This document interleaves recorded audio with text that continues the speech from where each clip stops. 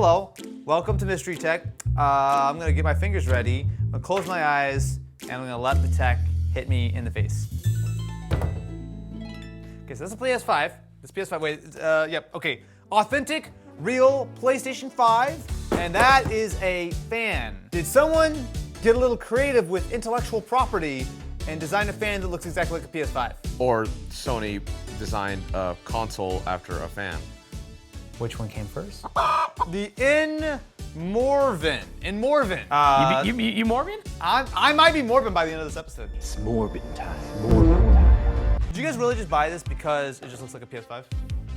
Yeah. So the box makes it look exactly like a PS5, but it's a little bit of a different shape. That's a PS5. From this particular Come on. angle, Oh that is my actually God. Are you quite kidding close. me? But look at this. Look at the difference. What the hell? It's got the exact same number of USB-C ports as the PS5. Wow. It sounds just like a PS5. Oh my God, it moves. It's moving. I'm not doing that. Can you see this? Man discovers oscillating fan. Breaking news, man discovers oscillating fan. The lights. It has lights. I like this way more than the actual PS5. I kind of do too. I'm gonna say W.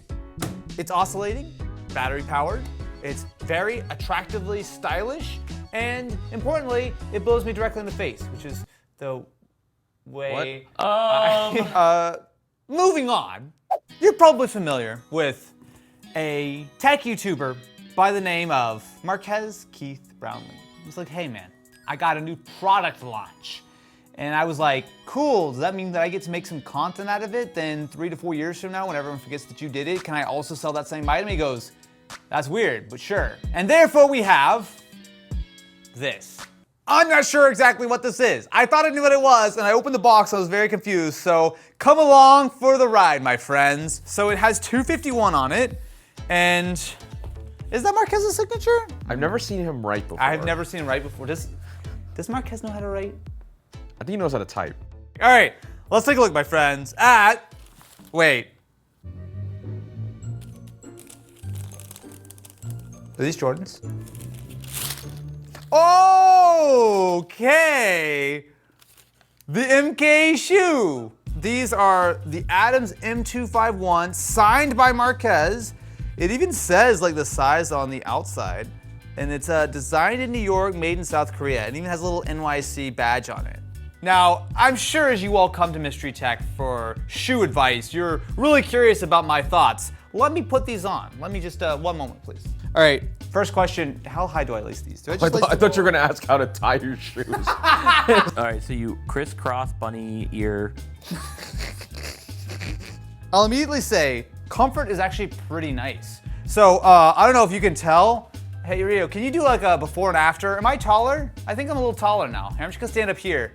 Can you get off the box? Yeah, just there's no box. get off the ladder. box. Fine, okay. How do they look? They look great. They look cool, right? I'm I like I'm them. not a high top guy, but I would those. Okay, that's, what? These feel comfy. These feel like you can easily walk around in them all day. It's nice and sort of soft around your ankles, which is another reason why I don't usually like high tops, because it just kind of irritates me. But like this is nice and soft. You've got the little pull strap. You've got a little MKBHD dot pattern. There's really nothing that shouts out this is an MKBHD shoe besides the logo and the tag here. But I think that's kind of the point. They're meant to be a little bit more low key. So these are $185. Oh, that's very reasonable. And it's free shipping too. Extremely reasonable. Not bad. It's only available for 3 weeks, ending on May 16th. Hopefully this video's live by then. Adams.com/MKBHD. And if you use the promo code AustineEvans, you get nothing besides a pat on the back. I'm here for it. Good job, Marquez. What would you buy for me? Let me know. What should I make? Good videos. Okay, let's be reasonable. This video is sponsored by Stamps.com. We're deep into tax season, and if you've got a side hustle, an online shop, or even a full warehouse, you've probably noticed the sky-high postage bogging your business down. But Stamps.com has your back with some of the best discounts in the industry. For 25 years, they've helped over 1 million businesses, big and small, just like yours. With partners like the US Postal Service and UPS, you have all the flexibility you need, and more importantly, discounts of up to 84% off standard rates. Stamps.com is there for you day and night. All you need is a computer and a printer. It's easy to schedule a pickup too, meaning no traffic, no lines, and more time growing your business. And if you sell online, Stamps.com seamlessly connects with every major marketplace. Set your business up for success when you get started with Stamps.com today. Sign up at Stamps.com/AustinEvans for a special offer that includes a 4-week trial, plus free postage and a free digital scale. No long-term commitments or contracts. And thank you to Stamps.com for sponsoring this episode of Mystery Tech. Wait, this exists? The Amiga A500 Mini? Is that a mini keyboard? It's like, it's literally your- scale for your hands. You know how I feel about the size of my hands? There are advantages in being someone who is slightly more compact in build. Yeah, you fit in the same clothes as your son. Defeat. So we've got ourselves the mouse, the controller, as well as the actual mini console itself. So we've got 25 classic Amiga games, including, wait, you know what? I'm gonna be real, I've never played. I didn't even know what an Amiga was. Wait, partial nudity in an Amiga game? Which game is that? And why is it only rated T? Dead or Alive Beach Volleyball. Oh, is it California Games? That one looks a little sus. I'm curious to see the scale of this, because the Amiga had, I don't know, like a full-size keyboard, and this seems slightly smaller. Oh my goodness, it's so tiny! Oh, that's wait. cute. Wait, do they press? Oh, they don't press. Oh, that's actually really disappointing. Yeah. The detail though, the detail work is pretty impressive. So you've got your floppy disk on the side, you've got USB-C for power, HDMI, and 3 USB-A ports, presumably for the controllers that are bundled in. So we've got what actually seems like a fairly decent controller. So we've got our D-pad, we've got our X, Y, A, B buttons, our L and R. We also have the mouse. Sleeper mouse. Holy, what the? This smells. Like what form of lead are you sniffing? Yeah, thank you. Lead is that's definitely the smell. Woo! This is not quite hand shaped, but like I don't see why that wouldn't work. Somewhat. All right, let me get this all plugged in. I will say very generic looking interface. California Games. No, we can't. It's got partial nudity. What is this game? It's inspiring to watch you game. Okay, we're gonna go out. We're gonna play a different game. I want to be a stunt car racer. Oh, big shock. He goes for the racing game. They're literally like lifting me on the track. That's actually kind of cool. Yo, let's go. This is actually straight up fun. This is straight up fun. So how much is the Amiga A500 little guy? Wait. Let me use my powers of deductive reasoning. Relatively well built, includes multiple accessories, including color-coded cables, and it's an obscure console from the 1980s, meant to appeal to only old nerds. $129. The price is right. It's my lucky day!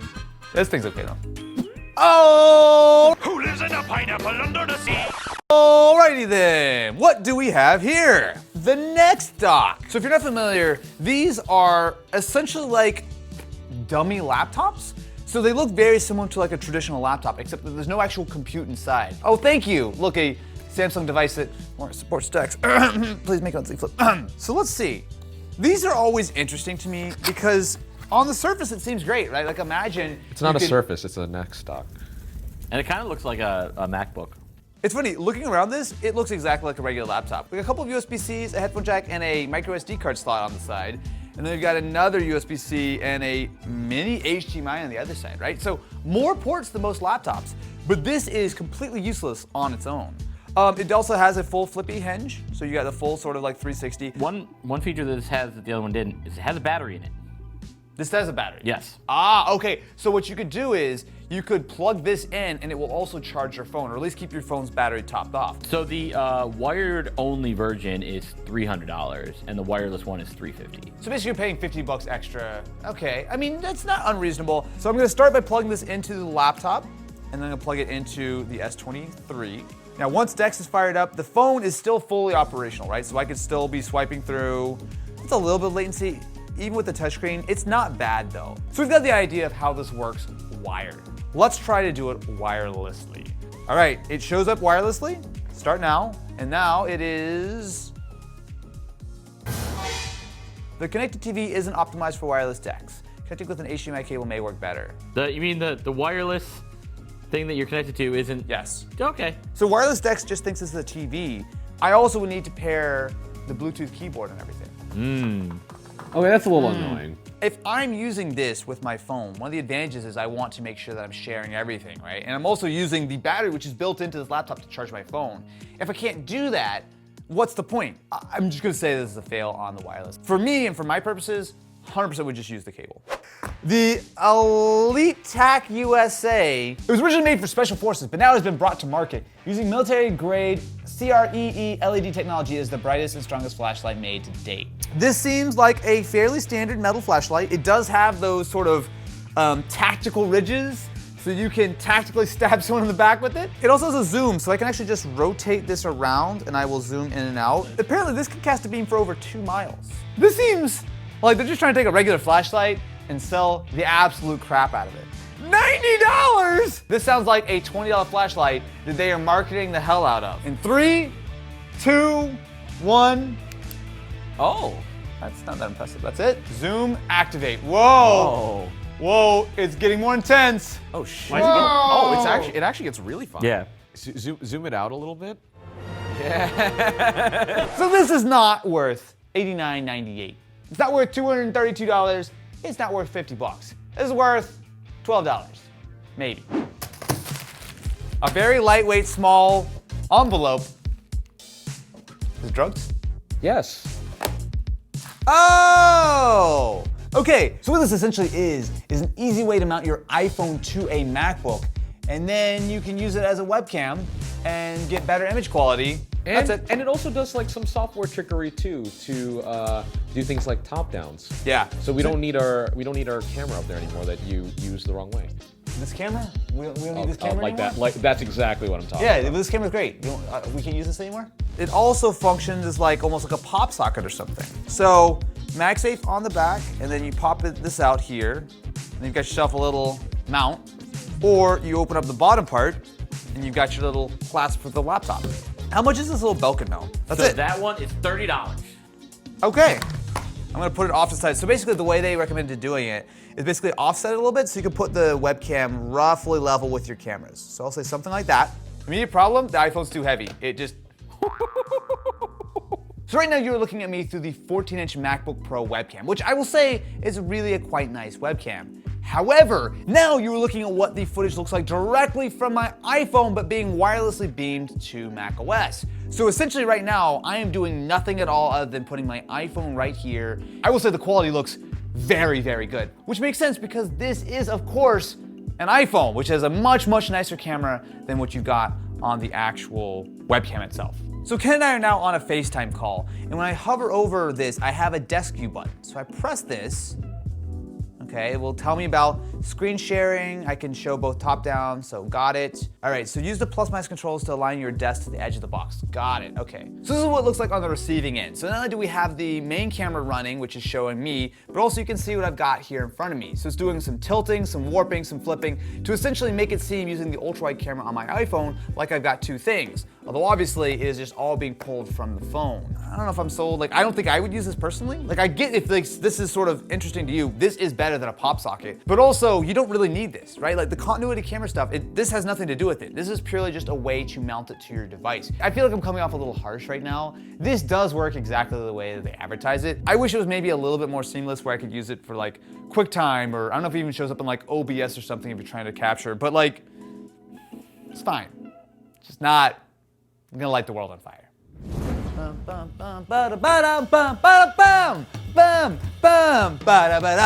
This is the Onage Ultra Custom, an item that we did on Mystery Tech 2 years ago? What about if we found a mouse that's the exact opposite of that? That it's a regular mouse? The Hoglet. Boy, that's not a good name. I don't like the Hoglet. Oh my God! Why would this ever exist? Listen to this. It's purring. It's just a little mouse cover. Like, it's just a basic ass regular mouse on the inside. Oh, that makes it even better. All right, so inside there is a little 2.4 gigahertz dongle. And importantly, they did give me the AAA batteries in the box. I will give them that. Look, what you're buying here is a very basic cheapo mouse that just happens to have this neat little fidget toy on the top. This click is awful. Like, literally so bad. Let me show you what a regular click should sound like. It's almost like they should have made it a separate piece. I think so. Matt, what's going on? If that Hedgehog isn't good enough for you, we got this one. Who hurt you, Matt? This is from our good friend Jake Simmons. Jake?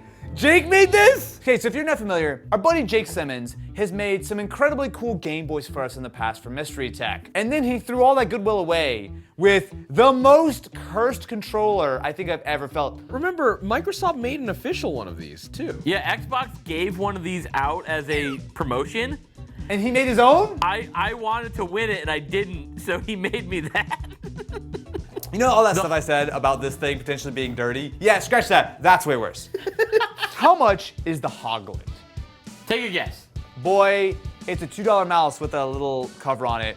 30 bucks. It is $40. No.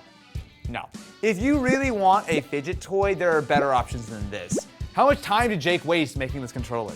It's not so much how much it costs in money dollars, Yeah. it's what it costs in the pit of your soul. No, it's also weird because ever since we've had this controller, I haven't seen Kinsey around. Whoopsie! Thank you very much, Jake, for this horrendous tragedy of a controller that I am uncomfortable with owning. And the Hoglet's dumb.